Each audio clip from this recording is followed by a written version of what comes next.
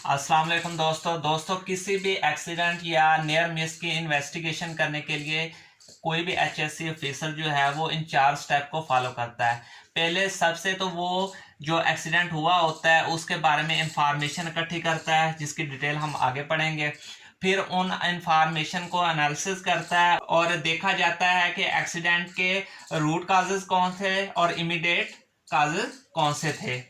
तीसरे स्टेप में जो रूट काजेज होते हैं या इमीडिएट काजेज होते हैं उनको देखते हुए कंट्रोल मेजर किया जाता है कि इस तरह का एक्सीडेंट दोबारा ना हो सके। और चौथे स्टेप में जो है वो रेमेडाइल एक्शन को प्लान किया जाता है कि इसी तरह का एक्सीडेंट या इससे रिलेटेड जो भी एक्सीडेंट हो वो ना हो, उसके लिए एक प्लान को एक्शन दिया जाता है, जिसकी तफसील हम आगे पढ़ते हैं।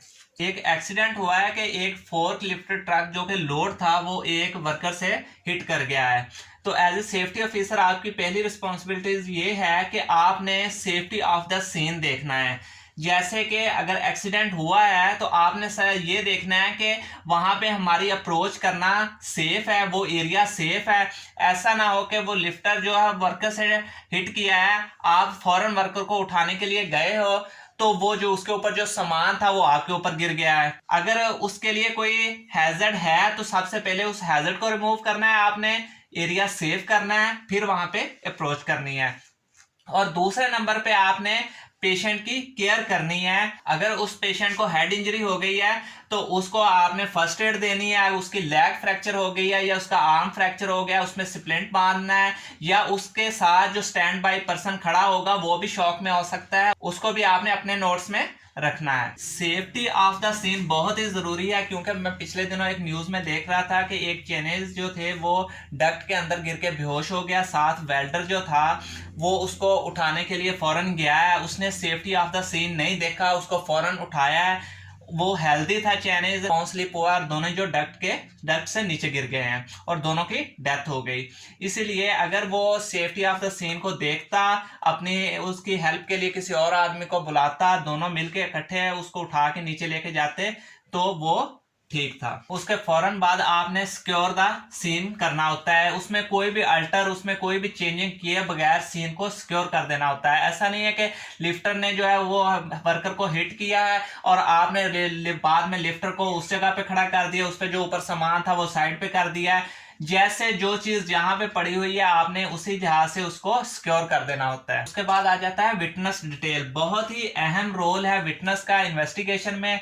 अगर एक विटनेस है तो आपने उसकी फौरन इंटरव्यू उसका लेना है। अगर एक या दो से ज्यादा है तो उनको आपस से अलग कर देना है और एक अकेले कमरे में उनको अपने इत्मीनान में लेना है, उनको अपना तारफ करवाना है और ये बताना है कि आपके ऊपर कोई ब्लेम नहीं आएगा इसका। और विटनेस से इंटरव्यू लेते हुए व्हाट, वेयर, व्हेन, व्हाई का ये वर्ड्स जो हैं वो लाजमी आपने ज्यादा यूज करने हैं।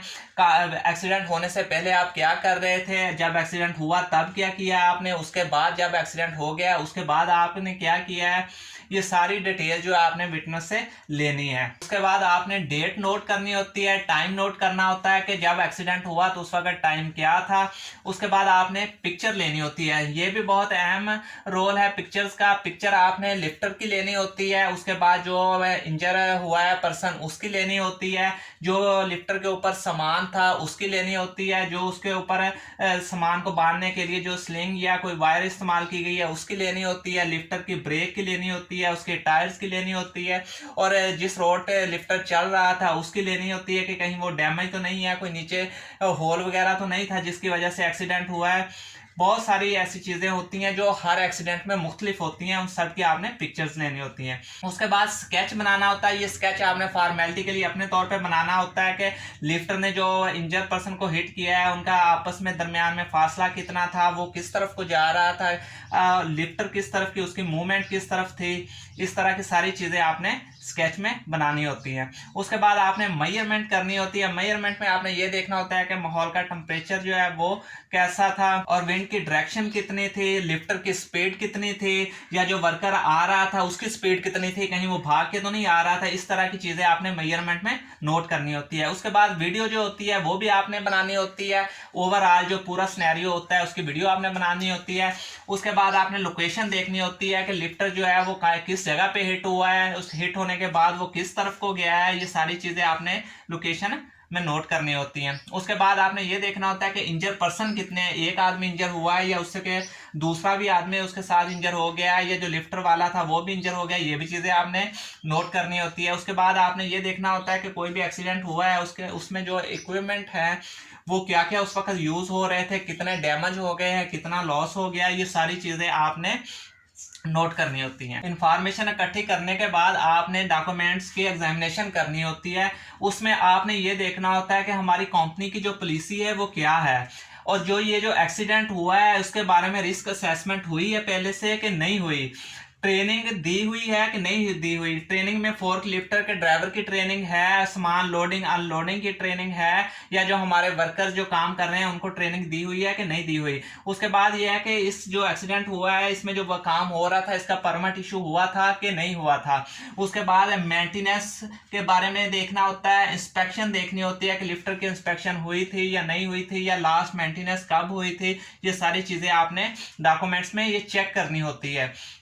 उसके बाद आपने एक्सीडेंट रिपोर्ट देखनी होती है कि इससे पहले जो है एक्सीडेंट इस तरह की जो एक्सीडेंट था हुआ था या नहीं हुआ था उसकी रिपोर्ट है या नहीं है, या नियर मिस की कोई रिपोर्ट आई है कि नहीं आई, अगर आई है तो उसकी लॉग बुक में एंट्री हुई है कि नहीं हुई, ये सारी चीज़ें आपने डॉक्यूमेंट्स में देखनी होती है। पहले स्टेप में हमने इंफॉर्मेशन इकट्ठी कर ली, अब दूसरे स्टेप में उस इंफॉर्मेशन को हमने एनालिसिस करना होता है। उन इंफॉर्मेशन को हमने देखते हुए एक्सीडेंट के इमीडिएट कॉज निकालने होते हैं और रूट कॉजेज निकालने होते हैं। इमीडिएट कॉजेज वो होते हैं कि जिसकी वजह से एक्सीडेंट होता है, और रूट कॉजेज वो होते हैं जो कि इमीडिएट कॉजेज के पीछे होते हैं।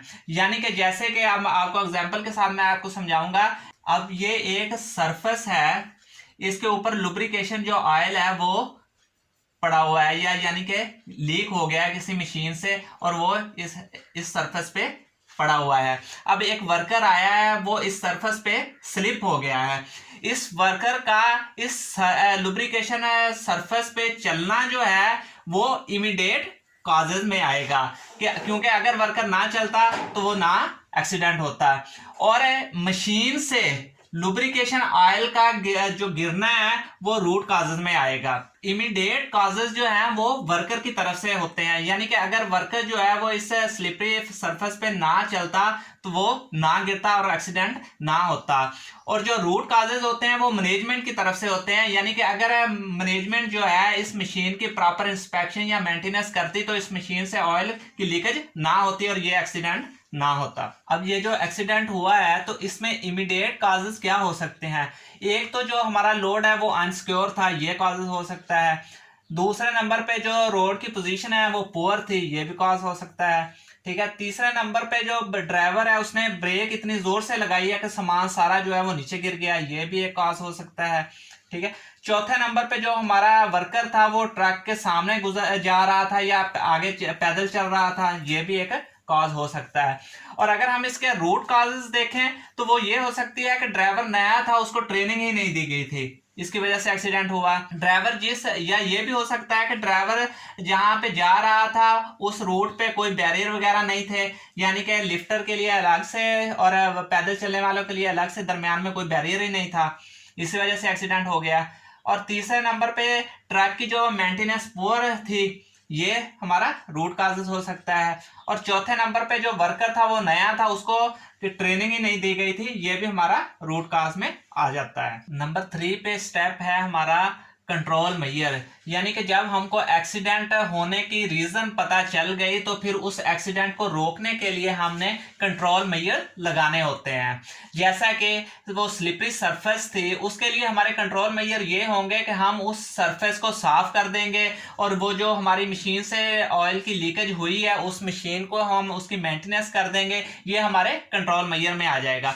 कंट्रोल मेजर करने के लिए हमारे पास हमारे ज़हन में एक ये चीज होनी चाहिए कि जो हम एक्शन ले रहे हैं, अगर वो हमने एक्शन लेना है तो उससे जो हमारा एक्सीडेंट हुआ है या उसी तरह के सेम एक्सीडेंट फ्यूचर में हमारे नहीं होंगे। अगर तो उस एक्शन लेने से वो नहीं होंगे तो हमारा कंट्रोल मेजर ठीक है। अगर हमने वो एक्शन ले लिया है लेकिन हमारे ज़हन में फिर यही बात है कि ये फ्यूचर में इसी तरह के सेम एक्सीडेंट या यही एक्सीडेंट दोबारा हो सकता है, तो फिर आपका कंट्रोल मेजर ठीक नहीं है, आप इसको चेंज करेंगे। अब जब हमारा जो एक्सीडेंट हुआ था उसकी हमने इन्वेस्टिगेशन की है, तो उससे हमें पता चला है कि एक तो ये जो हमारा ड्राइवर था ये न्यू था, ये अभी अभी आया था, इसको हमारे रूट्स का नहीं पता था कि कहाँ से जाना है और कहाँ से आना है। और दूसरे नंबर पे जिस जगह पे एक्सीडेंट हुआ है वहां रोड की पोजीशन जो थी वो भी ठीक नहीं थी, वहां एक होल था। इसके कंट्रोल मेजर के लिए हम ये करेंगे कि इस ड्राइवर को हम 10 दिन या 15 दिन जो है इसको हम ट्रेनिंग देंगे, इसको रूट्स वगैरह का हम समझाएंगे।